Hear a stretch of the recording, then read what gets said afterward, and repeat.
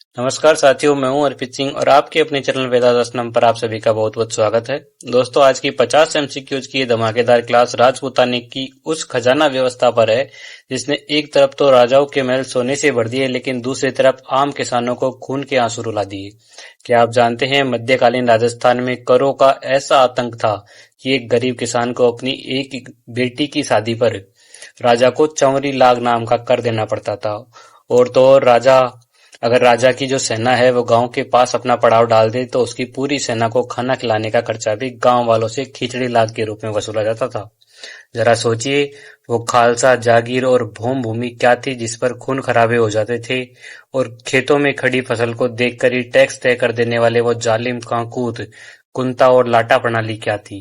जी हाँ, आज हम भू राजस्व प्रणालियां, भूमि के प्रकार एवं 100 से भी अधिक प्रकार के लाग वाग को पूरा निचोड़ेंगे इन 50 बेहतरीन सवालों से। और आरपीएससी आरएसएसबी के पेपर्स में बिघोड़ी मुकाता ऐसे अजीबोगरीब करों से सबसे ज्यादा कंफ्यूजन करने वाले सवाल आते हैं, इसलिए आज की क्लास में अंत तक जरूर बनी रहिएगा। चलिए शुरू करते हैं बिना किसी देरी के। हमारा पहला प्रश्न, मध्यकालीन राजस्थान में वह भूमि जो सीधे राज्य राजा के नियंत्रण में होती थी और जिसका राजस्व सीधे राजकोष में जमा होता था, क्या कहलाती थी? खालसा भूमि, जागीर भूमि, भौम भूमि या शासन भूमि? देखिए, इसका जो सही उत्तर है वो हो जाएगा खालसा भूमि। ये जो खालसा भूमि है, इस पर राज्य का सीधा नियंत्रण होता था और परगनों के अधिक पैदावार वाले गांव खालसा में रखे जाते थे। इसका जो प्रबंधन है वो केंद्र द्वारा नियुक्त मुत्सदी नामक जो अधिकारी होते थे उनके द्वारा किया जाता था। उसके अलावा जो जागीर भूमि है वो सेवाओं के बदले सामंतों को दी गई। भौम भूमि जो है वो सुरक्षा के बदले में जो राजपूत होते थे उनको दी जाती थी। और शासन भूमि जो होती है वो धार्मिक कार्यों के लिए दी गई जो कर मुक्त भूमि होती थी वो थी। इसमें जो खालसा है उसको अच्छे से याद रखिएगा, क्योंकि आरएएस के एग्जाम्स में कई बार खालसा का अर्थ पूछा जा चुका है। तो खालसा का अर्थ क्या होता है? जिस पर राज्य का सीधा नियंत्रण हो, ऐसी भूमि। अगला प्रश्न, प्रश्न नंबर 52, जागीरदार की निसंतान मृत्यु होने पर उसकी जागीर को राज्य द्वारा पुनः अपने नियंत्रण में लेना या खालसा करना क्या कहलाता था? जब्त प्रणाली, राजगामिता, मुकाती या जुर्नी जागीर? देखिए, इसका जो सही उत्तर है वो हो जाएगा राजगामिता, ऑप्शन बी। यदि कोई जागीरदार बिना उत्तराधिकारी के मृत्यु को प्राप्त कर जाता था तो उसकी जो राज्य भूमि होती थी उसको राज्य अपने पास वापस ले लेता था, जिसको राजगामिता कहा जाता था। ठीक है। उसके अलावा जो जब्त है वो नगद राजस्व होता था। मुकाती जो है वो ठेकेदारित वसूली होती थी और जुर्नी जो है वो रिश्तेदारों को दी गई जागीर होती थी। अगला प्रश्न, प्रश्न नंबर 53, मंदिरों, ब्राह्मणों, चारणों और भाटों को अनुदान स्वरूप दी गई वह भूमि जो पूर्णतः कर मुक्त होती थी और जिसे वापस नहीं लिया जा सकता था? पसायतिया, इनाम, शासन या भौम? देखिए, इसमें जो शासन है ये बिल्कुल सही हो जाएगा और ये शासन को डोली भी कहा जाता था।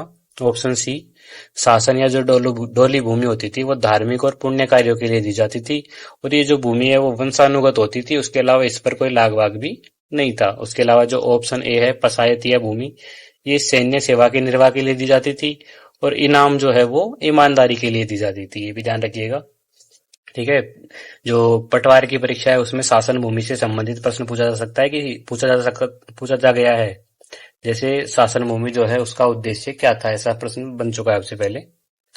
अगला प्रश्न, प्रश्न नंबर 54, मारवाड़ राज्य के उन गांवों को क्या कहा जाता था जहां जागीरदार और राज्य खालसा दोनों का साझा हिस्सा होता था? घरूहाला, रेयाती, दुम्बा या मुस्तरका? देखिए, इसका जो सही उत्तर है वो होगा मुस्तरका। जो मारवाड़ की जिन भूमियों में स्वामित्व जागीरदार और राज्य के बीच में विभाजित होता था उनको मुस्तरका गांव कहा जाता था, याद रखिएगा। उसके अलावा जो घरूहाला है वो उच्च जातियों को दी गई रियासती भूमि होती थी। दुम्बा जो है वो मारवाड़ के विशेष जिलों में प्रचलित भूमि होती थी। ठीक है। अगला प्रश्न, प्रश्न नंबर 55, पसायतिया भूमि के संदर्भ में सही कथन है। यह मंदिरों को दी जाने वाली भूमि थी। राज्य की सेवा करने वाले व्यक्तियों को निर्वाह हेतु दी गई भूमि। यह पूर्णतः करमुक्त भूमि थी या यह केवल मारवाड़ के राजाओं के पास होती थी?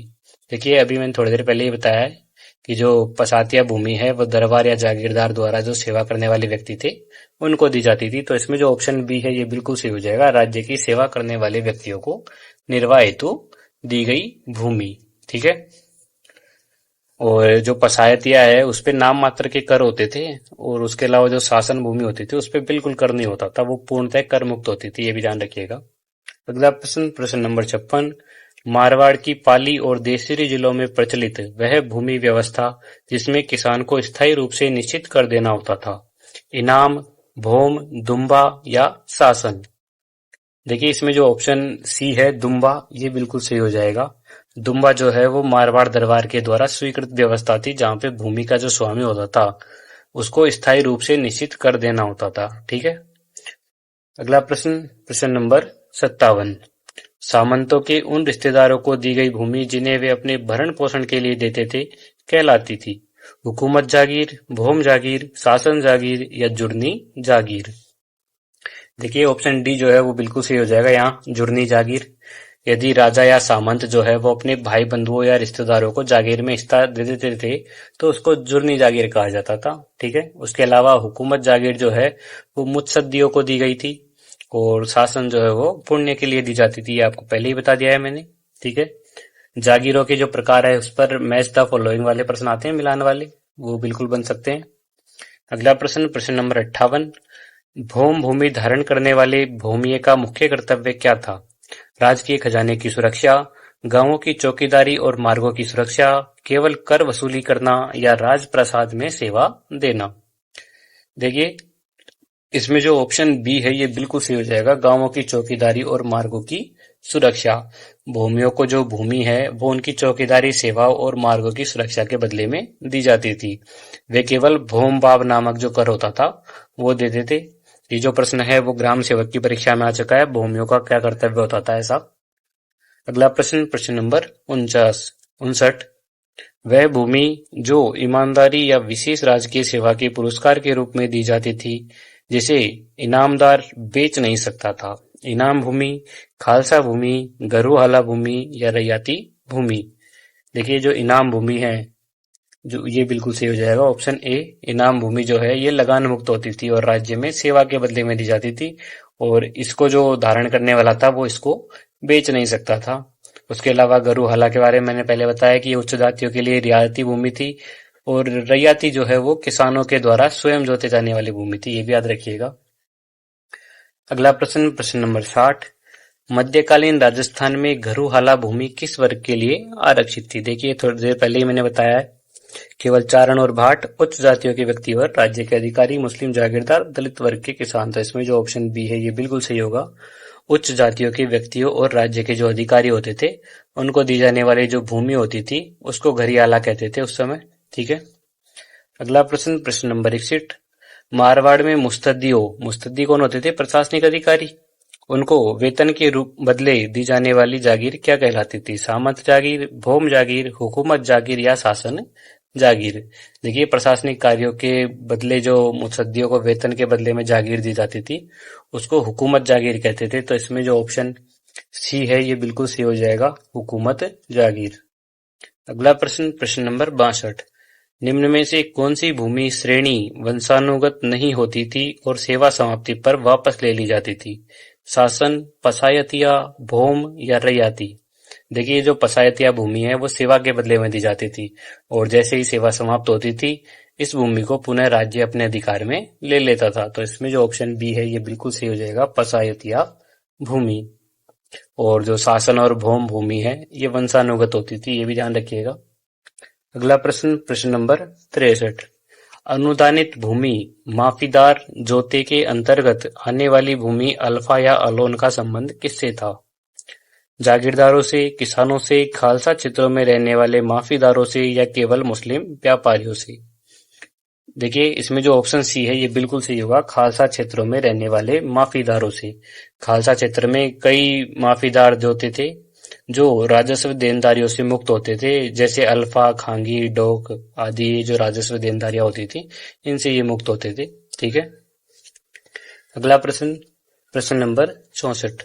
बीकानेर राज्य में वे किसान जो अपनी भूमि के स्वामी स्वयं होते थे उसे जोतने, का वंशानुगत अधिकार रखते थे? मुकाती, बापीदार, सिकमी या पाही कास्त? देखिए जो बापीदार या विश्वादार है वो खालसा क्षेत्र के किसान थे जिनका भूमि पर स्थायी या मालिकाना हक होता था। तो इसमें जो ऑप्शन बी है बापीदार, ये बिल्कुल सही हो जाएगा। उसके अलावा जो मुकाती है इसका अर्थ होता है किराए पर खेत लेने वाले, और पाही कास्त जो है वो दूसरे गांव में जाकर खेती करने वालों को कहा जाता था। ठीक है, बापीकार शब्द बिल्कुल याद रखिएगा क्योंकि इसका अर्थ कई बार परीक्षाओं में पूछा जा चुका है। अगला प्रश्न, प्रश्न नंबर 65। मध्यकाल में वह भूमि जिस पर राजा का सीधा अधिकार होता था और वह अपनी इच्छा अनुसार उसे किसी को भी दे सकता था कहलाती थी?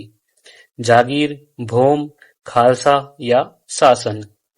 देखिए जो खालसा भूमि है इसके बारे में मैंने आपको पहले ही बताया है कि ये जो भूमि है इसका जो पूर्ण स्वामी है वो राजा होता है, और प्रशासनिक आवश्यकताओं के अनुसार ये जो भूमि है वो किसी सामंत को जागीर के रूप में दी जा सकती थी।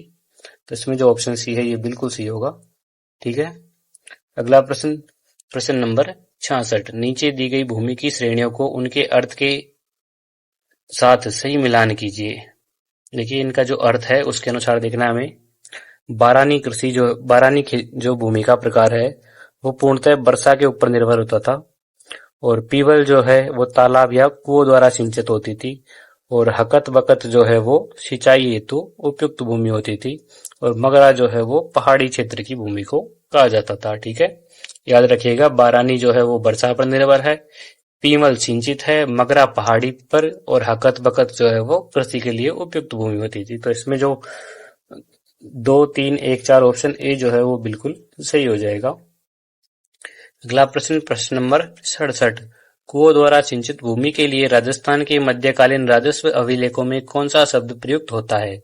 तालाई भूमि, चही भूमि, बीड़ भूमि या कोड़क भूमि? देखिए जो चही भूमि है वो कुओं से सिंचित जो भूमि होती थी उनके लिए प्रयोग किया जाता था। तो इसमें जो ऑप्शन बी है चही भूमि ये बिल्कुल सही हो जाएगा। और तालाब के पेटे की जो भूमि होती थी उसको तालाई कहा जाता था। नदी नाले के पास में जो घास भूमि होती थी उसको बीड़ कहा जाता था, जिस पर अक्सर जो पशु है उनका चारागाह होता था। अगला प्रश्न, प्रश्न नंबर 68। हकत बकत भूमि का सही अर्थ क्या है? वह भूमि जो जोतने के काम नहीं आती, पहाड़ी ढलान वाली भूमि, सिंचाई एवं कृषि के लिए उपयुक्त भूमि, या वह भूमि जिस पर केवल अफीम उगाई जा सकती थी? देखिए हकत बकत का मैंने पहले भी बताया, हकत बकत का अर्थ होता है वह भूमि जो खेती और सिंचाई के लिए पूरी तरह से तैयार और उपयुक्त हो। तो इसमें जो ऑप्शन सी है ये बिल्कुल सही हो जाएगा। और ध्यान रखिएगा क्योंकि पटवार 2021 में इसी प्रकार का एक प्रश्न आ चुका है पहले भी, तो ये भी इम्पोर्टेंट है। प्रश्न नंबर 69। कथनों पर विचार कीजिए। बारानी भूमि पर खेती पूरी तरह वर्षा पर निर्भर होती है। पीवल भूमि तालाबों या कुओं द्वारा सिंचित होती है। देखिए यहाँ पर जो दोनों ही कथन है वो बिल्कुल सही है, तो इसमें ऑप्शन सी बिल्कुल सही हो जाएगा। ऑप्शन सी नहीं, ऑप्शन डी जो है वो बिल्कुल सही हो जाएगा। कथन 1 और 2 दोनों सही है। बारानी जो है वो वर्षा से और पीवल जो है वो तालाब या कुओं से सिंचित होती थी।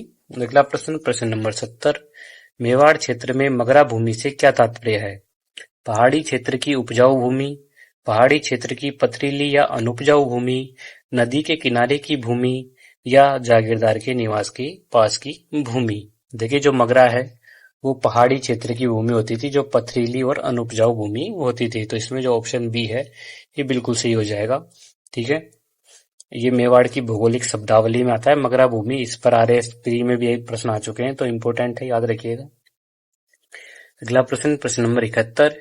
नदी नालों के समीप की वह भूमि जहाँ घास उगती थी जो मवेशियों के चरने के काम आती थी कहलाती थी? मगरा, बीड़, कोडक या तालाई? देखिए नदी नालों के पास में जो घास वाली भूमि होती थी उसको बीड़ या कच्छ कहा जाता था। तो इसमें जो ऑप्शन बी है ये बिल्कुल सही है, बीड़। ठीक है, उसके अलावा कोड़क जो है वो कांकड़ वाली जंगली जमीन जो होती थी उसको कहा जाता था। अगला प्रश्न, प्रश्न नंबर 72। आहट या अरघट का संबंध मध्यकालीन राजस्थान में किससे था?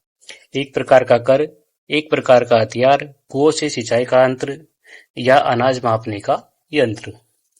देखिए जो कुछ कुओं से सिंचाई का जो यंत्र था जिसको रहेट भी कहते हैं उसको ही अहट या अरघट कहा जाता था। तो इसमें जो ऑप्शन सी है ये बिल्कुल सही हो जाएगा। ठीक है, अहट या अरघट एक सिंचाई का यंत्र था जिसको रहट भी कहते थे। एलडीसी की परीक्षा में पूछा जा चुका है रहट से संबंधित प्रश्न। ठीक है, अगला प्रश्न, प्रश्न नंबर 73। वह भूमि जो पानी से भरी रहती थी और खेती के योग्य नहीं थी कहलाती थी? पीवल, बारानी, गोडक या गलत हास? देखिए, जो गलत हास भूमि है वो पानी से हमेशा भरी रहती थी, तो इसमें जो ऑप्शन डी है ये बिल्कुल सही है, गलत हास। ठीक है, उसके अलावा कोड़क मैंने बता दिया, कांकड़ वाली भूमि। अगला प्रश्न, प्रश्न नंबर 74। तालाब के पेटे की वह भूमि जिसमें बिना सिंचाई के ही फसल पैदा हो जाती थी कहलाती थी? तालाई भूमि, बारानी भूमि, मगरा भूमि या हकत बकत भूमि? देखिए, तालाब के सूखने पर जो उसका तल होता था उसकी उपजाऊ मिट्टी में जो फसल बोई जाती थी तो उस भूमि को तालाई भूमि कहते थे। तो इसमें जो ऑप्शन ए है ये बिल्कुल सही हो जाएगा। आज भी ग्रामीण क्षेत्र में जो छोटे तालाब होते हैं उनको तालाई कहा जाता है या तलाई कहा जाता है। अगला प्रश्न, प्रश्न नंबर 75। बंजर भूमि के संदर्भ में कौन सा कथन सत्य है? यह सबसे उपजाऊ भूमि थी, इस पर कभी खेती नहीं की जाती थी, इस पर राजा का कोई नियंत्रण नहीं होता था, यह केवल ब्राह्मणों को दी जाती थी।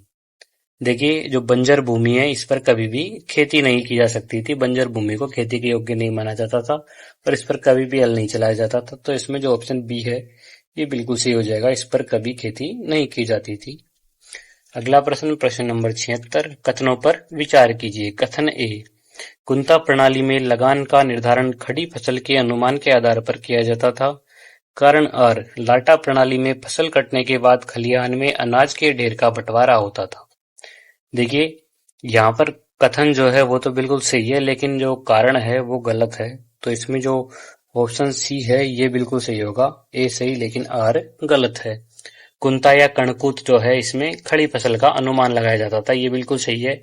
लाटा में खलिहान में अनाज तैयार होने के बाद में बंटवारा होता था, आर भी सही है। लेकिन जो कारण है वो ये नहीं है, ये दोनों अलग अलग चीजें हैं, दोनों लाटा और कुंटा। ठीक है, RS 2016 में लाटा कुंठा से संबंधित प्रश्न आ चुका है, याद रखिएगा।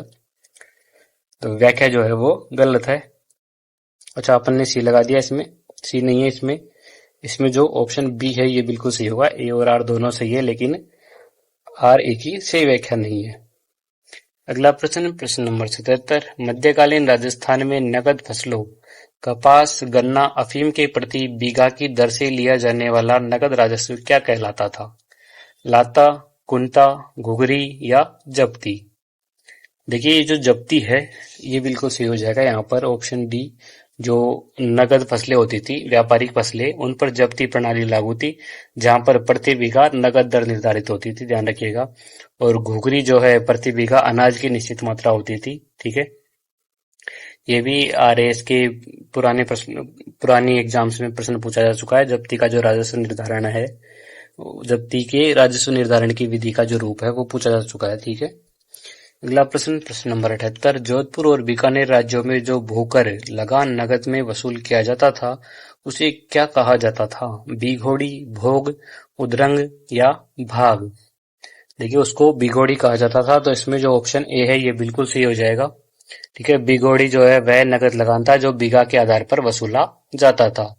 ये असिस्टेंट प्रोफेसर के एग्जाम में पूछा जा चुका है, तो इसको याद रखिएगा। अगला प्रश्न, प्रश्न नंबर 79। राजस्व वसूली की वह प्रणाली जिसमें पूरे परगने या क्षेत्र का राजस्व वसूली का अधिकार नीलामी के माध्यम से उच्चतम बोली लगाने वाले को ठेके पर दिया जाता था? जब्ती, इजारा, मुकाती या बीघोड़ी? देखिए, इसका जो सही उत्तर है वो इजारा हो जाएगा, क्योंकि इजारा जो है वो एक ठेका प्रणाली थी। इसमें जो उच्चतम बोली लगाने वाला था, इजारेदार, उसको एक निश्चित अवधि के लिए राजस्व की वसूली का अधिकार दे दिया जाता था। और इजारा व्यवस्था जो है वो राजस्थान के किसानों के शोषण का प्रमुख कारण भी माना जाता है। अगला प्रश्न, प्रश्न नंबर 80। पूर्वी राजस्थान के राज्यों में नगद राजस्व वसूली की पद्धति को किस नाम से जाना जाता था? लाटा, कुंता, भेज या जब्ती? देखिए, इसका जो सही उत्तर है वो हो जाएगा ऑप्शन सी, भेज।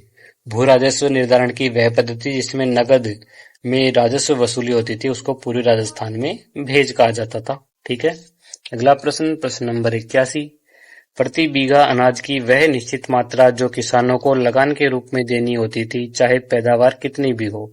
लाटा, कुंता, जब्ती या घुघरी?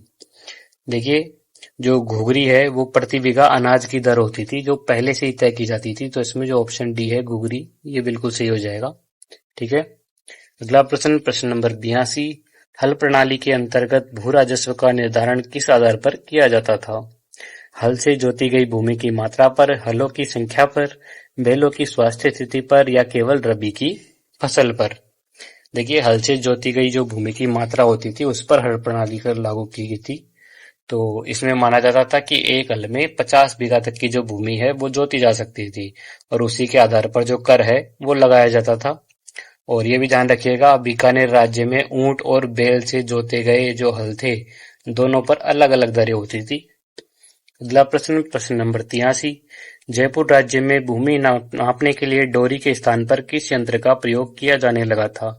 गज, बांस का डंडा, लोहे की जंजीर या रस्सी? देखिए, जो बांस का डंडा है ये यहाँ पर बिल्कुल सही हो जाएगा, ऑप्शन बी। जो मापन की सटीकता है उसके लिए जो डोरी या रस्सी होती थी उसके स्थान पर बांस के डंडों का प्रयोग होने लगा था, क्योंकि जो रस्सी है वो खींचने पर माप बदल लेती थी। ठीक है। अगला प्रश्न, प्रश्न नंबर 84। कांकड़ कूद शब्द का संबंध किससे है? फसल काटने के बाद अनाज तौलना, खेत में खड़ी फसल का अनुमान लगाना, गांव की सीमा का निर्धारण करना या पशुओं की गणना करना? देखिए, जो कुंता प्रणाली है इसी को कांकड़ कूद भी कहा जाता था, जहां पर पटवारी और चौधरी फसल को देखकर जो कर है उसका अनुमान लगा लेते थे। तो इसमें जो ऑप्शन बी है ये बिल्कुल सही हो जाएगा, खेत में खड़ी फसल का अनुमान लगाना। अगला प्रश्न, प्रश्न नंबर 85। सामान्यतः राजस्थान की रियासतों में उपज का कौन सा भाग भोग या भाग के रूप में लिया जाता था? 1/10 भाग, 1/2 भाग, 1/4 भाग या 1/3 भाग? देखिए, जो अधिकांश राज्य थे वहां पर उपज का 1/3 भाग जो है वो राजस्व होता था। तो इसमें जो ऑप्शन डी है ये बिल्कुल सही हो जाएगा, 1/3 भाग। अगला प्रश्न, प्रश्न नंबर 86। किसान की पुत्री के विवाह के अवसर पर सामंत जागीरदार द्वारा लिया जाने वाला कर कौन सा था? चंवरी लाग, न्योता लाग, नाता लाग या खिचड़ी लाग? देखिए, इसमें जो चंवरी लाग है ये बिल्कुल सही हो जाएगा। ये जो चंवरी लाग है वो कन्या के विवाह पर लिया जाता था, जो प्राय 5 रुपए था। और बिजौलिया आंदोलन में जो कृष्ण सिंह थे उनके द्वारा इसे लगाने पर भारी विरोध हुआ था। ये जो प्रश्न है वो सेकंड ग्रेड एग्जाम में पूछा जा चुका है, तो याद रखिएगा इसे। अगला प्रश्न, प्रश्न नंबर 87। खिचड़ी लाग किस परिस्थिति में वसूला जाता था? जब जागीरदार के घर खिचड़ी का उत्सव हो, जब राजकीय सेना किसी गांव के पास पड़ाव डालती थी, जब किसान नई फसल काटता था या अकाल के समय मुफ्त भोजन हेतु? देखिए, इसमें जो ऑप्शन बी है ये बिल्कुल सही हो जाएगा। जब राजकीय सेना किसी गांव के पास पड़ाव डालती थी, ये जो है वो एक सैन्य कर था और सेना के भोजन खर्च के लिए ग्रामीणों से ये जो कर है वो लिया जाता था। अगला प्रश्न, प्रश्न नंबर 88।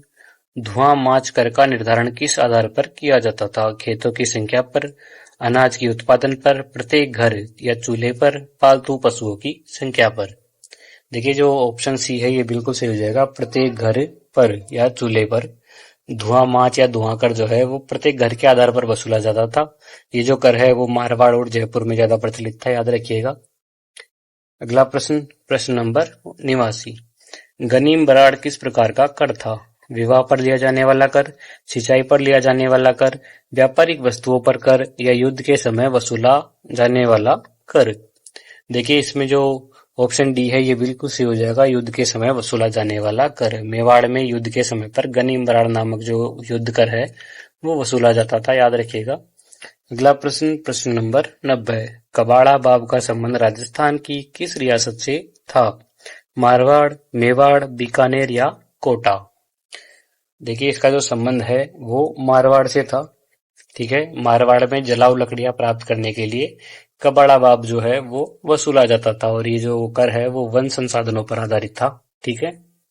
अगला प्रश्न, प्रश्न नंबर 91। वह कर जो राज्यों द्वारा उन खेतों पर लिया जाता था जिन्हें राज्य अपना खुद की खेती की भूमि मानता था। भोग, उद्रंग, लाग या बाग? देखिए, उद्रंग जो है वह भूभाग था जो उन खेतों पर लिया जाता था जिन्हें राज्य निजी स्वामित्व का मानता था।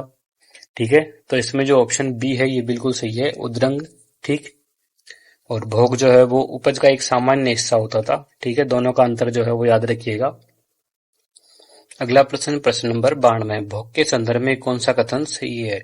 यह केवल नगद में लिया जाता था, यह केवल अफीम की खेती पर लगता था, यह उपज का वह हिस्सा था जो सामंत या राजा को दिया जाता था, यह केवल ब्राह्मणों द्वारा दिया जाता था। देखिए इसमें जो ऑप्शन सी है ये बिल्कुल सही है। यह उपज का वह हिस्सा था जो सामंत या राजा को दिया जाता था। ठीक है, अगला प्रश्न, प्रश्न नंबर 93। मारवाड़ में प्रत्येक किसान के परिवार के प्रत्येक सदस्य से वसूला जाने वाला अंगलाग कितना था? 5 रुपए, 10 रुपए, 1 रुपया या 2 रुपए? तो देखिए इसका जो सही उत्तर है वो हो जाएगा ऑप्शन सी, 1 रुपया।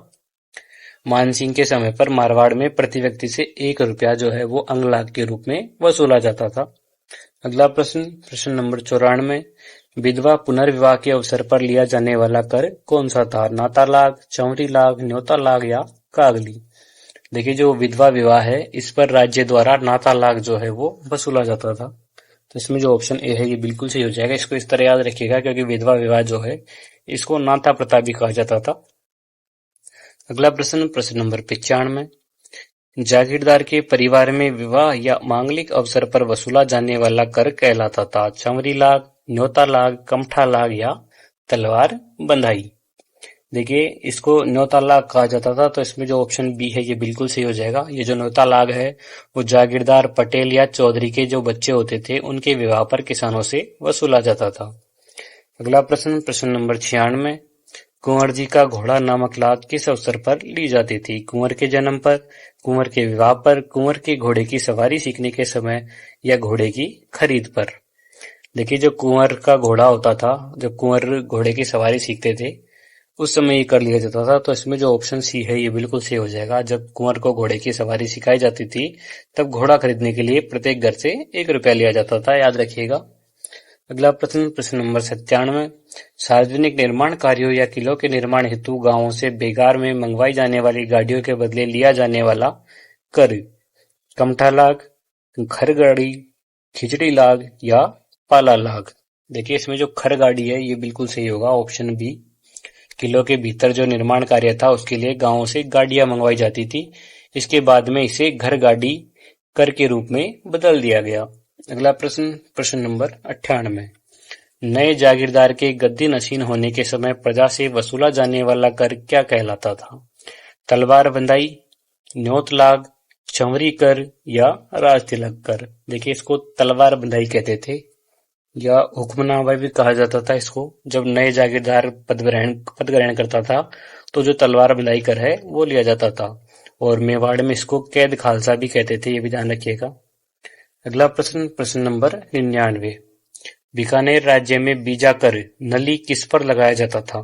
गेहूं की खेती पर, तिल की खेती पर, कपास की खेती पर या पशुओं के चारे पर? देखिए जो तिल की खेती होती थी उस पर ये जो कर है वो लगाया जाता था। तो इसमें जो ऑप्शन बी है ये बिल्कुल सही हो जाएगा।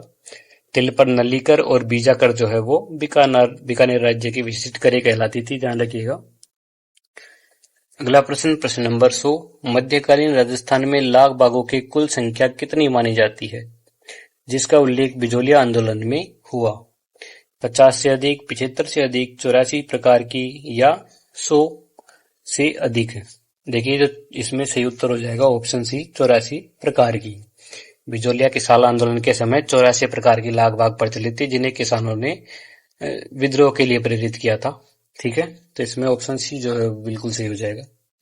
तो साथियों आज हमने उन 50 सवालों को हल किया है जो राजस्थान के राजस्व के इतिहास का निचोड़ है।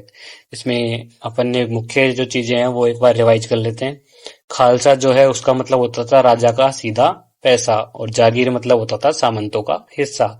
लाटा का मतलब होता था ढेर, और कुंता का मतलब होता था अनुमान। चंवरी जो है वो विवाह के समय, खिचड़ी जो है वो सेना डालती थी तब, धुआं जो है वो प्रत्येक घर से। ये सब क्या थे? किसानों पर अतिरिक्त बोझ थे एक तरह से। याद रखिए सफलता रातों रात नहीं मिलती, वे हर दिन की गई ऐसी छोटी छोटी मेहनत का परिणाम है। इन 50 प्रश्नों को रिवाइज करें क्योंकि यहाँ से 2-3 सवाल सीधे आपकी परीक्षा में छपेंगे। ठीक है, चलिए मिलते हैं अगली क्लास में।